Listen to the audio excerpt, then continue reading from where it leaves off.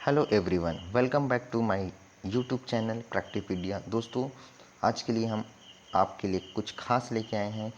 Science paper 2 CTET CGTET 2022-23। इससे पहले video में हमने बात किया था सेट 1 का। इस वीडियो में हम बात करेंगे सेट 2। सेट 2 में भी हम आपके लिए फिर से 100 क्वेश्चन लेके आए हैं, जो कि आपकी एग्ज़ाम के लिए बहुत ही इम्पोर्टेंट होने वाला है। आप एग्ज़ाम में जाने से पहले एक बार इस क्वेश्चन को ज़रूर देखिए। कहीं ना कहीं ये बहुत ही इम्पोर्टेंट है और एग्ज़ाम में आपके आने के चांस को बहुत ज़्यादा बढ़ाता है। तो चलिए चलते हैं सीधे क्वेश्चन की ओर।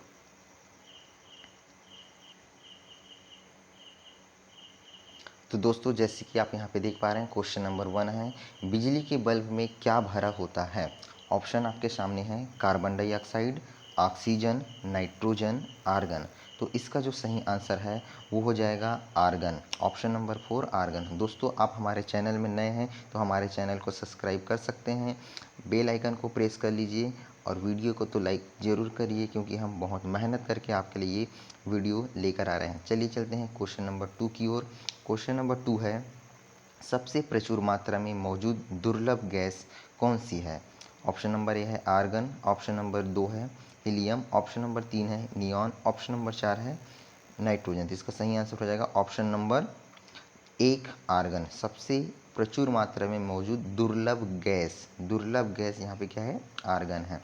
नेक्स्ट क्वेश्चन की ओर चलते हैं। क्वेश्चन नंबर 3, आर्क वेल्डिंग में आर्गन का प्रयोग किया जाता है। जो आर्क वेल्डिंग होता है उसमें आर्गन का प्रयोग किया जाता है। क्यों किया जाता है, ऑप्शन देख लीजिए।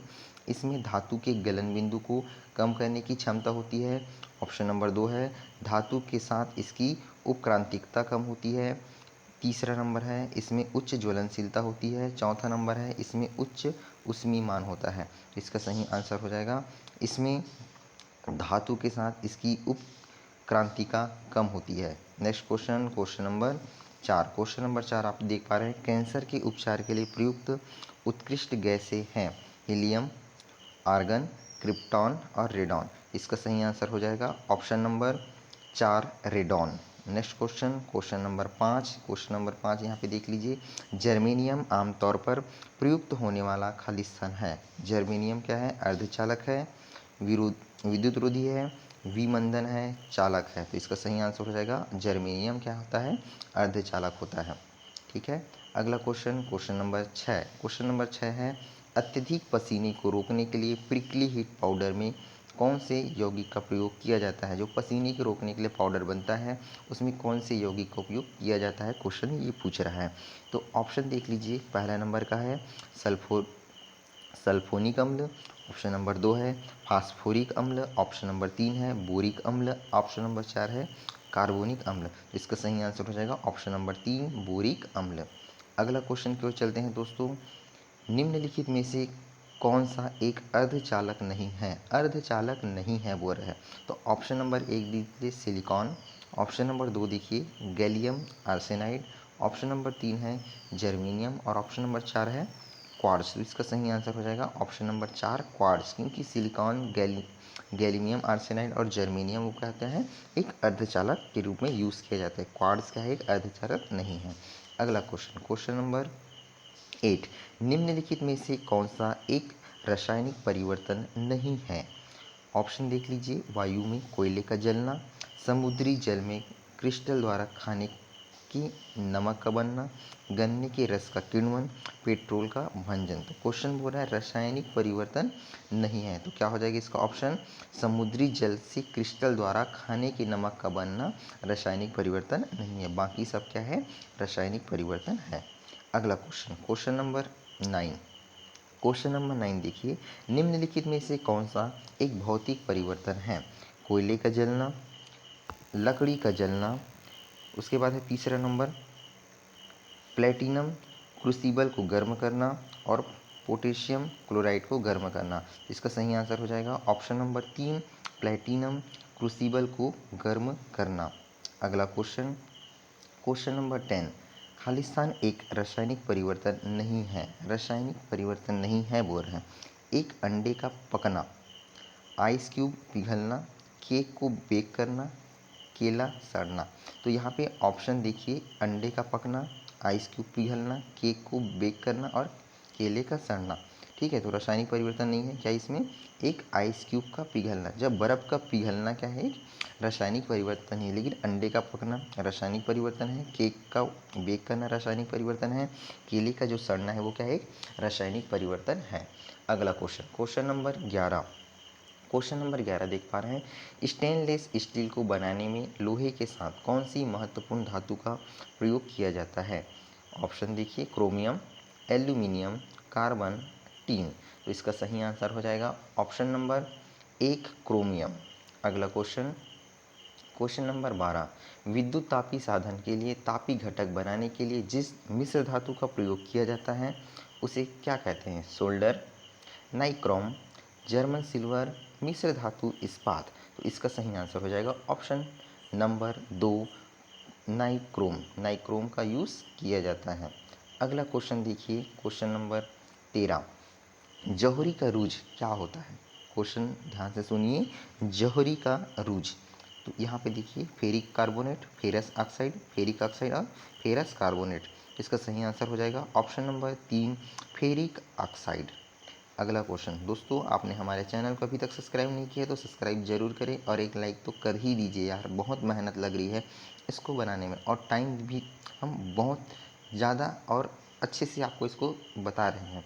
तो एक लाइक तो आपको अच्छा लग रहा है तो करिए, नहीं तो डिसलाइक भी कर सकते हैं। क्वेश्चन नंबर 14 देख लीजिए, लोहा का शुद्ध रूप क्या है।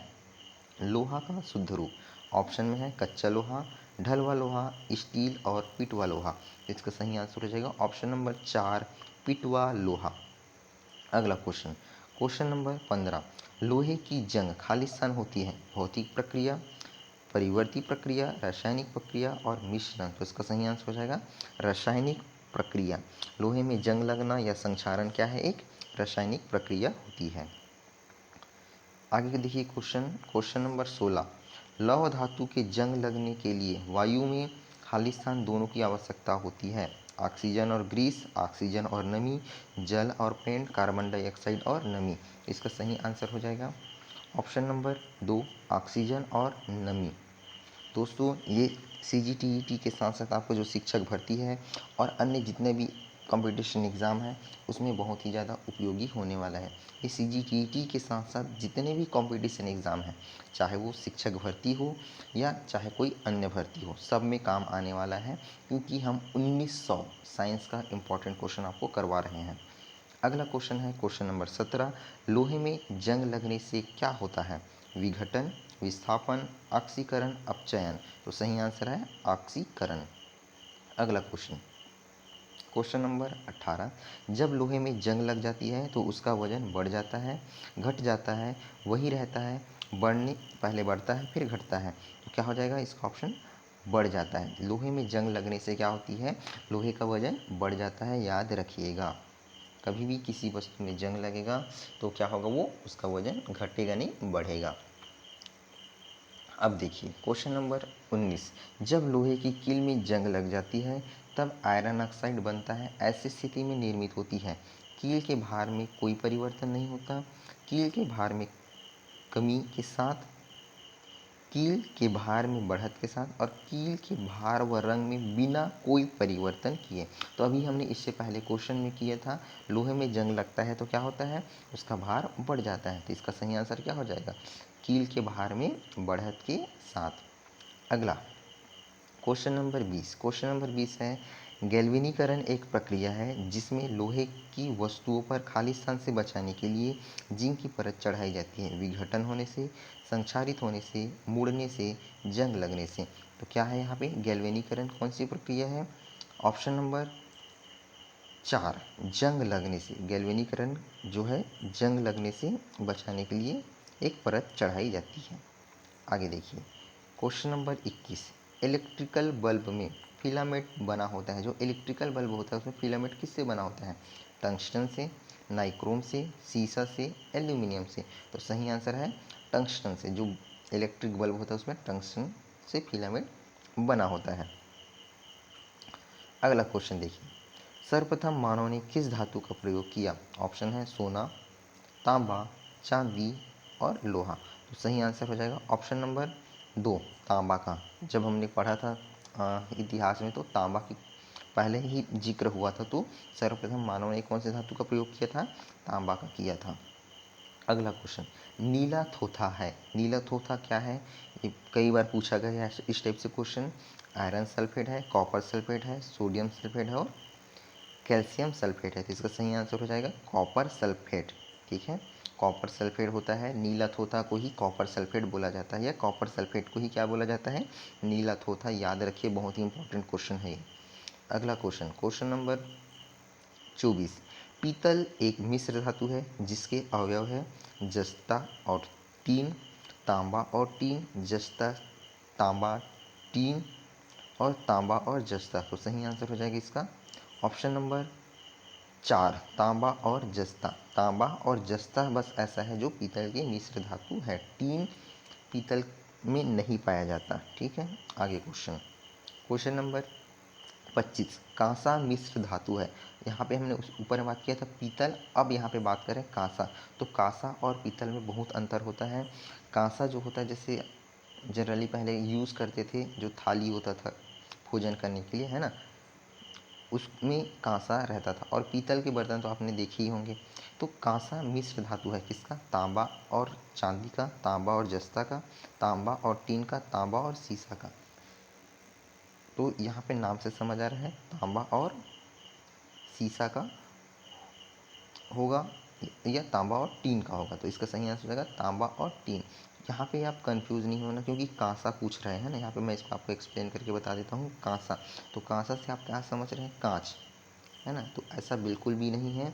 आपको कांच से कोई बर्तन बनाएंगे तो टूट जाएगा, है ना। तो तांबा के साथ साथ क्या यूज़ किया जाता है? टीन का यूज़ करेंगे तो थोड़ा सा मजबूत होता है। तो इसका सही आंसर हो जाएगा तांबा और टीन। अगला क्वेश्चन की ओर चलते हैं। Question number 26। क्वेश्चन नंबर 26 देख लीजिए। गैल्वेनाइड्स लोहा क्या होता है? स्टील का एक रूप, कच्चा लोहा, खनिज लोहा, जिंक, लेपती लोहा। तो सही आंसर हो जाएगा इसका जिंक लेपती लोहा, मतलब जिंक का उसमें लेपन किया हुआ लोहा गैल्वेनाइज्ड लोहा कहलाता है। अगला क्वेश्चन, क्वेश्चन नंबर 27। गैल्वेनीकरण जंग से बचाने वाली एक प्रक्रिया है जिसमें स्टील और लोहे पर खाली स्थान की कोटिंग का इस्तेमाल किया जाता है। मैग्नीशियम का, जिंक का, निकेल का, कॉपर का। तो सही आंसर हो जाएगा इसका ऑप्शन नंबर 2, जिंक का। Next question, question number 28। वह धातु जो एसिड एवं एल्कली के साथ क्रिया करके हाइड्रोजन निकालती है क्या कहलाती है? Zinc, sodium, potassium, calcium. तो सही आंसर हो जाएगा इसका ऑप्शन नंबर 1, जिंक। अगला क्वेश्चन, क्वेश्चन नंबर 29। निम्नलिखित में से कौन सा एक अम्ल से हाइड्रोजन प्रतिस्थापित कर लवण बनाएगा? फास्फोरस, सिलिकॉन, जस्ता, गंधक। तो सही आंसर है जस्ता। अगला क्वेश्चन है 30। निम्न में से कौन सा एक जल शोधक के लिए उपयुक्त है? सिलिकॉन, जियोलाइट, एस्बेस्टस और क्वार्ट्ज। तो सही आंसर हो जाएगा इसका जियोलाइट। जियोलाइट जो होता है जल शोधक के लिए उपयोग किया जाता है। अगला क्वेश्चन, क्वेश्चन नंबर है 31। टेट्रा इथाइल लेड निम्नलिखित में से क्या है? अपचायक है, फास्फिल ईंधन दहन में उत्प्रेरक है, प्रति ऑक्सीकारक है, अब स्फोट रोधी यौगिक है। तो सही आंसर हो जाएगा इसका ऑप्शन नंबर 4, अब स्फोटी रोधी यौगिक है। नेक्स्ट क्वेश्चन की ओर चलते हैं। Question number 32। निम्नलिखित में से क्या किसी बड़े बड़े शहर की वायु को प्रदूषित करते हैं? सीसा, तांबा, क्रोमियम, कैडमियम। बड़े शहर की वायु को प्रदूषित करते हैं कौन? इसका सही आंसर हो जाएगा ऑप्शन नंबर 1, सीसा। ठीक है, next question, question number 33। Automobile exhaust में समाविष्ट महत्वपूर्ण तत्व है? Fluorine, lead, magnesium, sodium. इसका सही आंसर हो जाएगा option number 2, lead. Next question, question number है 34। लेड पेंसिल में लेड का प्रतिशत कितना होता है? जो लेड पेंसिल होता है उसमें लेड का प्रयोग कितने प्रतिशत में किया जाता है? 100%, 77%, 0% और 65%।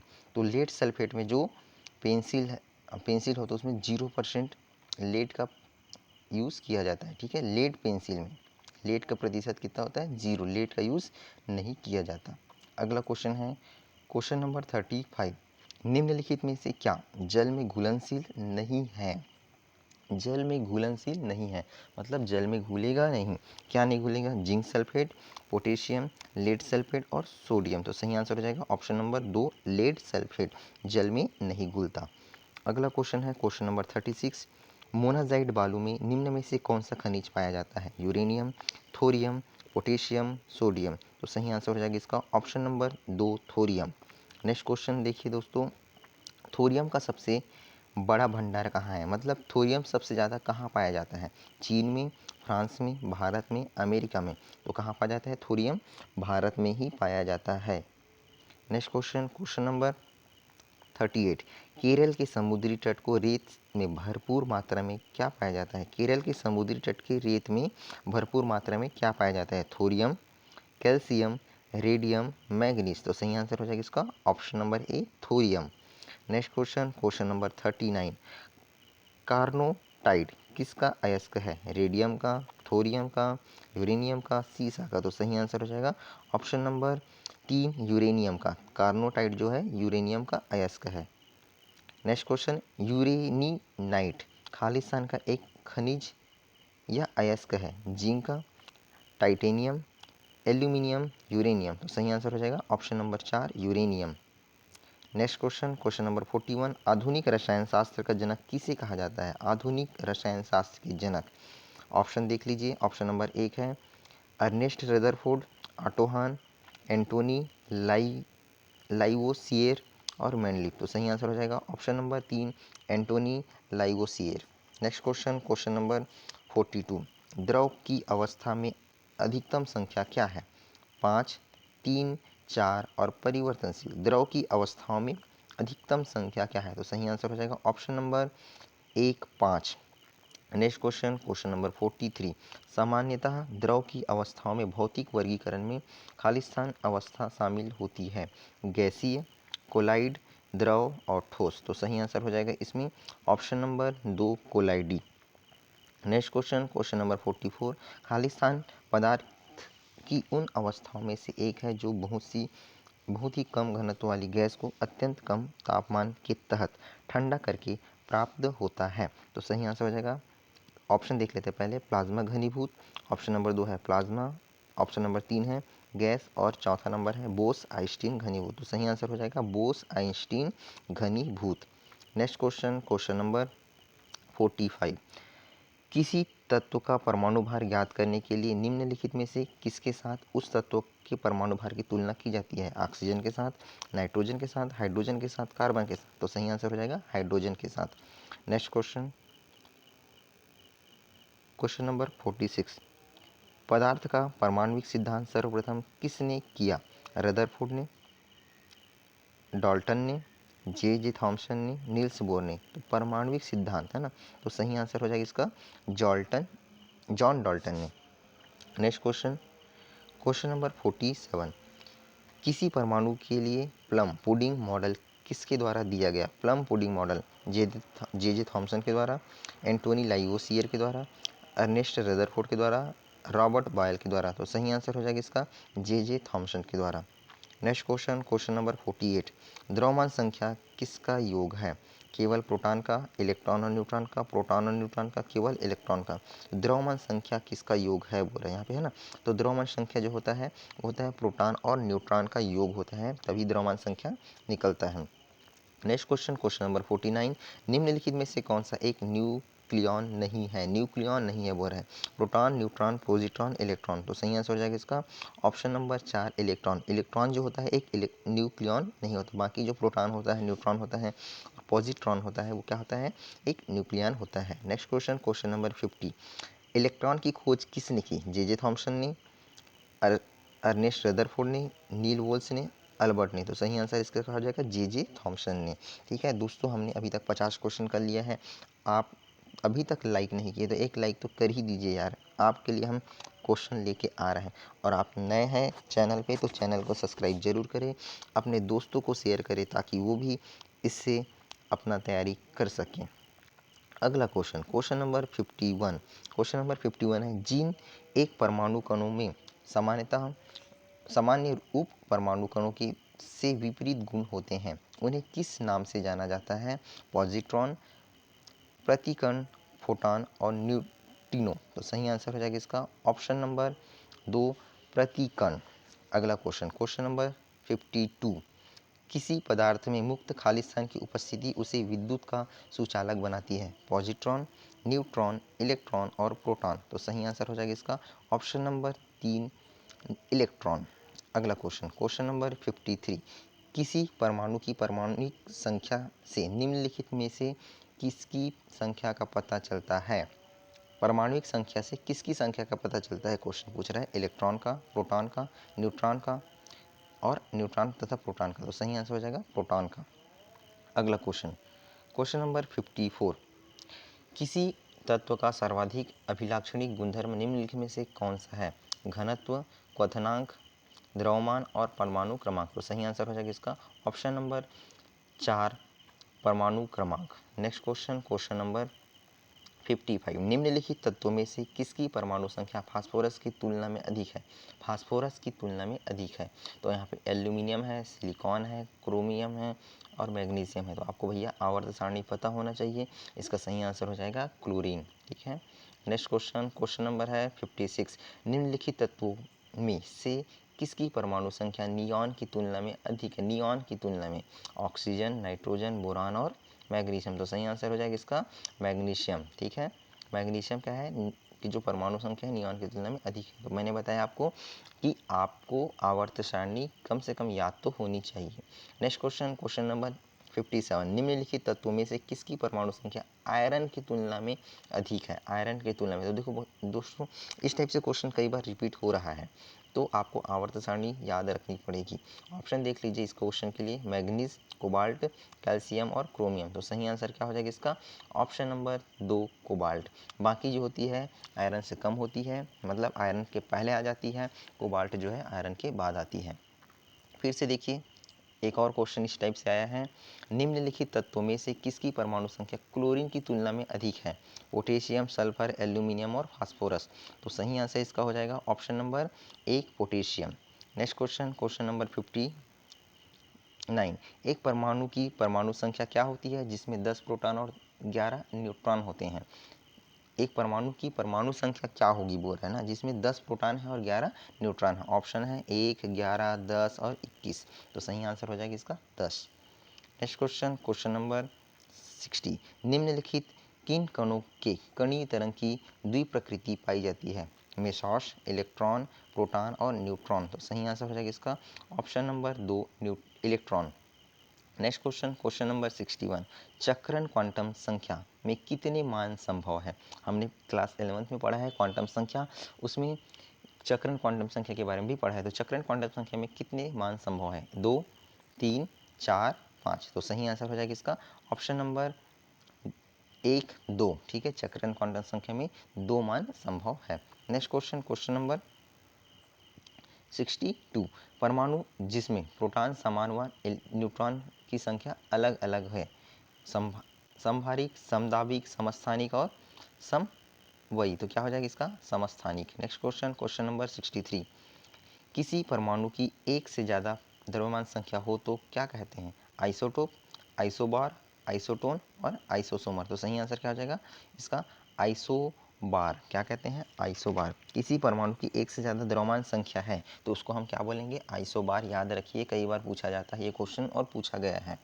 नेक्स्ट क्वेश्चन है क्वेश्चन नंबर 64। आइसोटोप्स के रासायनिक गुण होने चाहिए समान, अलग अलग, अलग अलग नहीं, समान नहीं। तो सही आंसर हो जाएगा इसका अलग अलग नहीं, मतलब समान हो जरूरी नहीं लेकिन अलग अलग नहीं होना चाहिए। ठीक है। नेक्स्ट क्वेश्चन, क्वेश्चन नंबर है 65। हाइड्रोजन का रेडियो सक्रिय समस्थानिक है प्रोटेनियम, protium, radium, tritium, deuterium. Hydrogen के बोल रहे हैं तो क्या हो जाएगा इसका ड्यूटीरियम। ठीक है, हाइड्रोजन के समस्थानिक है ड्यूटीरियम। याद रखिएगा, हाइड्रोजन के 3 समस्थानिक पढ़े, उसमें एक से एक क्या है? ड्यूटीरियम है। नेक्स्ट क्वेश्चन है 66। समभारिक में होता है समान भार, अलग अलग भार व परमाणु संख्या, समान भार व परमाणु संख्या, समान भार किंतु अलग अलग परमाणु संख्या।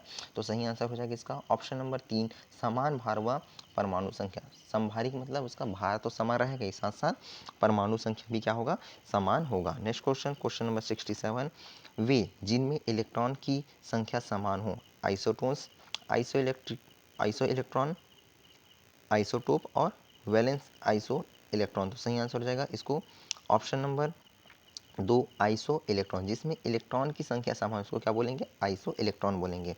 अगला क्वेश्चन, क्वेश्चन नंबर 68, दो तत्व कैल्शियम जिसका परमाणु क्रमांक है 20 व आर्गन जिसका परमाणु क्रमांक है 18 तथा दोनों द्रव्यमान संख्या 40 है, क्या कहलाएंगे, समभारिक, समस्थानिक, सम आयनिक और सम न्यूट्रॉनिक।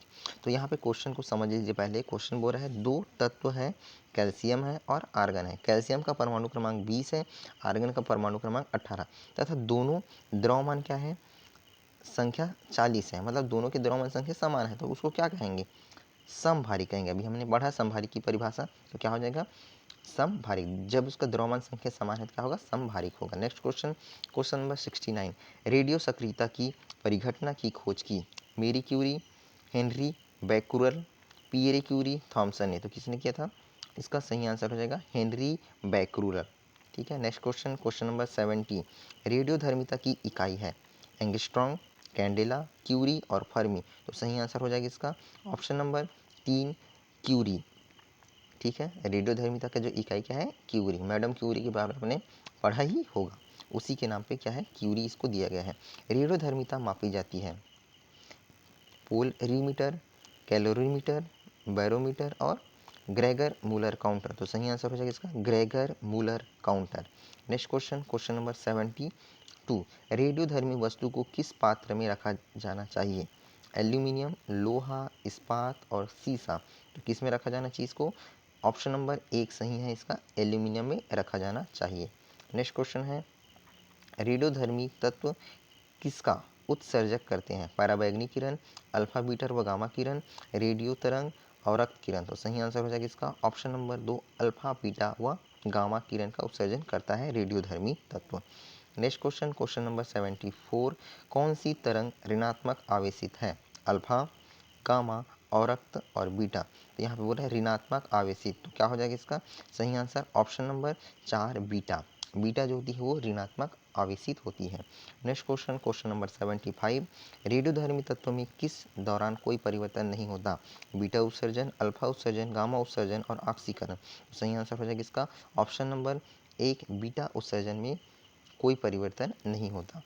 अगला क्वेश्चन है 76, अल्फा बीटा व गामा की भेदन शक्तियाँ अवरोध क्रम में होगी, अल्फा व बीटा, बीटा व गामा, गामा व अल्फा, बीटा गामा व अल्फा। तो सही आंसर हो जाएगा इसका गामा बीटा अल्फा। याद रखिए यहाँ पे क्वेश्चन पूछ रहा है अवरोही क्रम में, अवरोही क्रम में तो क्या आएगा, पहले गामा, फिर बीटा, फिर अल्फा। ठीक है।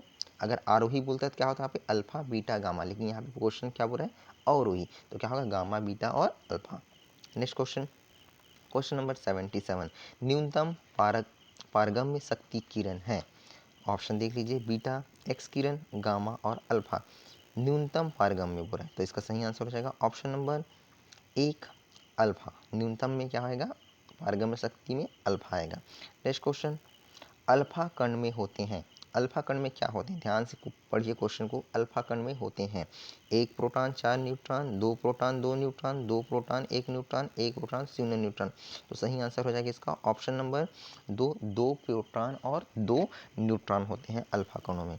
नेक्स्ट क्वेश्चन है क्वेश्चन नंबर 79, गामा किरणें किससे बनी होती है, मेसॉन कण से, न्यूट्रिनो कण से, विद्युत चुंबकीय तरंग से, हिग्स बोसॉन से। तो सही आंसर हो जाएगा इसका ऑप्शन नंबर 3, विद्युत चुंबकीय तरंग से बनी होती है। अगला क्वेश्चन, अगला क्वेश्चन है, एक रेडियो सक्रिय तत्व है सीसा, प्लूटोनियम, पोटेशियम और मॉलिब्डेनम। तो क्या हो जाएगा इसका सही आंसर ऑप्शन नंबर 2, प्लूटोनियम। ठीक है। नेक्स्ट क्वेश्चन, क्वेश्चन नंबर 81, निम्न में से किसे आरम कहा जाता है, कांसा, तांबा, चांदी, सोना। तो दोस्तों इसका सही आंसर हो जाएगा ऑप्शन नंबर 4, सोना। देखिए अगला क्वेश्चन है, कौन जीवाश्म ईंधन नहीं है? जीवाश्म ईंधन नहीं है, बिजली, तेल, पीट, कोयला। तो सही आंसर क्या हो जाएगा इसका? ऑप्शन नंबर एक, बिजली। बिजली जो है जीवाश्म ईंधन नहीं है। ठीक है, नेक्स्ट क्वेश्चन, क्वेश्चन नंबर है 83। निम्न में से किसका ईंधन मान अधिकतम है? चारकोल, हाइड्रोजन, प्राकृतिक गैस, गैसोलीन। तो सही आंसर हो जाएगा इसका ऑप्शन नंबर दो, हाइड्रोजन। हाइड्रोजन का जो ईंधन मान है वो बहुत अधिक होता है। Next question, question number 84। प्रति ग्राम ईंधन द्वारा मोचित ऊर्जा की दृष्टि से निम्न में से सर्वोत्तम ईंधन है? Methane, ethanol, hydrogen, butane. तो सही आंसर हो जाएगा इसका ऑप्शन नंबर तीन, hydrogen. Next question, question number 85। किस ईंधन द्वारा न्यूनतम पर्यावरण प्रदूषण होता है? कोयला, डीजल, हाइड्रोजन, पेट्रोलियम। तो किससे होगा? हाइड्रोजन से, क्योंकि देखो कोयला, डीजल, पेट्रोल इसको जब हम यूज़ करते हैं तो धुआं निकलता है, हाइड्रोजन से नहीं, हाइड्रोजन से कम निकलेगा इनकी अपेक्षा। इसमें देखिए, जल गैस किसका संयोजक है? कार्बन मोनोऑक्साइड व जल का, कार्बन मोनोऑक्साइड व हाइड्रोजन का, कार्बन डाइऑक्साइड व हाइड्रोजन का, कार्बन डाइऑक्साइड व कार्बन मोनोऑक्साइड का। तो सही आंसर हो जाएगा कार्बन मोनोऑक्साइड व हाइड्रोजन, ऑप्शन नंबर दो। Next question, question number 87।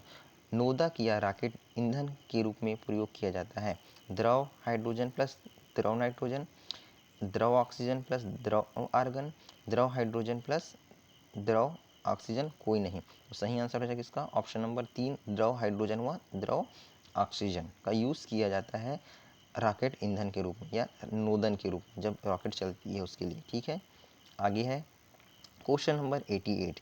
LPG gas cylinder में किस अवस्था में संग्रहित की जाती है? जो एलपीजी गैस होता है घर में यूज़ करते हैं, उसमें जो सिलेंडर है वो कौन सी अवस्था में संग्रहित की जाती है? ठोस अवस्था में, किसी भी अवस्था में नहीं, गैस अवस्था में, तरल अवस्था में। तो क्या होगा इसका सही आंसर? ऑप्शन नंबर एक, ठोस अवस्था में। Next question, question number 89। किसकी उपस्थिति के कारण एलपीजी सिलेंडर लीक होने का पता चलता है? Hydrogen peroxide, carbon monoxide, sulphur यौगिक और कार्बन डाइऑक्साइड। तो सही आंसर हो जाएगा इसका सल्फर यौगिक। Next question, question number 90। संपीड़न प्राकृतिक गैस में अनुपस्थित होती है? इथेन, ब्यूटेन, मीथेन और कार्बन डाइऑक्साइड। तो सही आंसर हो जाएगा इसका कार्बन डाइऑक्साइड अनुपस्थित होते हैं। इथेन, ब्यूटेन और मीथेन संपीड़न प्राकृतिक गैस में उपस्थित होते हैं। अगला क्वेश्चन, क्वेश्चन नंबर 91। दोस्तों सिर्फ 10 क्वेश्चन बचा है इस वीडियो में। आपने अभी तक हमारे चैनल को सब्सक्राइब नहीं किया है तो मैं बार बार बोल रहा हूँ सब्सक्राइब कर लीजिए, क्योंकि हम इसके बाद आपके जो बाल शिक्षा शास्त्र है, पर्यावरण है और बहुत सारे टॉपिक हैं, मैथ्स के हैं, सभी का हम एक एक करके लेकर आते रहेंगे। और इसमें तो अभी हम सेट 2 कर रहे हैं, ऐसे ही हम 19 सेट करने वाले हैं। तो आप हमारे चैनल को सब्सक्राइब करके जरूर रखिए। अगला क्वेश्चन देख लीजिए 91।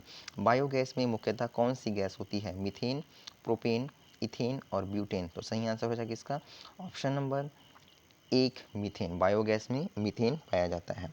Next question, question number 92। Biogas का अन्य नाम है? हीलियम गैस, गोबर गैस, कार्बन गैस और जल गैस। सभी जानते हैं, इसका सही आंसर हो जाएगा गोबर gas. Next question, question number है 93। गोबर गैस प्रणाली का आविष्कार किसने किया? हाँ, बहुत ही इंपॉर्टेंट क्वेश्चन है और इस टाइप से क्वेश्चन तो कई बार पूछा गया है। गोबर गैस की प्रणाली का आविष्कार किसने किया? सीवी रमन ने, एच खुराना ने, सीबी देसाई ने, जेसी बॉश ने। किसने किया था? इसका सही आंसर हो जाएगा एच खुराना ने गोबर गैस का आविष्कार किया था। नेक्स्ट क्वेश्चन है क्वेश्चन नंबर 94। आधुनिक आवर्त सारणी बनाई किसने बनाई? फैराडे ने, न्यूटन ने, बोहर ने, मेंडलिफ ने। किसने बनाई थी? बताइए जल्दी से। मेंडलिफ ने। ठीक है, आधुनिक आवर्त सारणी किसने बनाई थी? मेंडलिफ ने बनाई थी। हमने पढ़ा है 11th में, क्लास 10th में, 9th में, साइंस में इसको पढ़ा ही है। Next question, question number 95। मूल तत्वों की आवर्त सारणी बनाने वाले पहले वैज्ञानिक थे? बायल, न्यूलैंड्स, मोसले, मेंडलिफ। तो क्या है? मूल तत्व के लिए मोसले ने बनाया था, याद रखिएगा। नेक्स्ट क्वेश्चन है आवर्त सारणी में कौन से तत्वों की उच्चतम इलेक्ट्रॉन बंधुता होती है? कॉपर का, आयरन का, पार का और क्लोरीन का। तो सही आंसर हो जाएगा इसका क्लोरीन का। किस परमाणु का व्यास सर्वाधिक बड़ा है? व्यास पूछ रहे हैं तो फ्लोरीन, आयोडीन, क्लोरीन और ब्रोमीन। तो सही आंसर हो जाएगा इसका ऑप्शन नंबर दो, आयोडीन। आयोडीन का जो व्यास है वो बहुत बड़ा होता है। नेक्स्ट क्वेश्चन, किस तत्व का परमाणु क्रमांक 3 है? लिथियम, बोरान, बेरिलियम और सोडियम। तो परमाणु क्रमांक बताइए। पहले क्या होता है? हाइड्रोजन, फिर हीलियम, फिर लिथियम। ठीक है, तो ऑप्शन नंबर एक आएगा lithium. Next question, question number 99। क्षारीय धातुएं आसानी से इलेक्ट्रॉन प्राप्त करती है, कमरे के ताप पर अति अस्थिर रहती है, इलेक्ट्रॉन छोड़ देती है, कमरे के ताप पर वाष्पीकृत हो जाती है। तो क्या होगा इसका सही आंसर? ऑप्शन नंबर 3, इलेक्ट्रॉन को छोड़ देती है। जो क्षारीय धातु होता है वो आसानी से छोड़ देता है। ठीक है, नेक्स्ट क्वेश्चन, क्वेश्चन नंबर 100।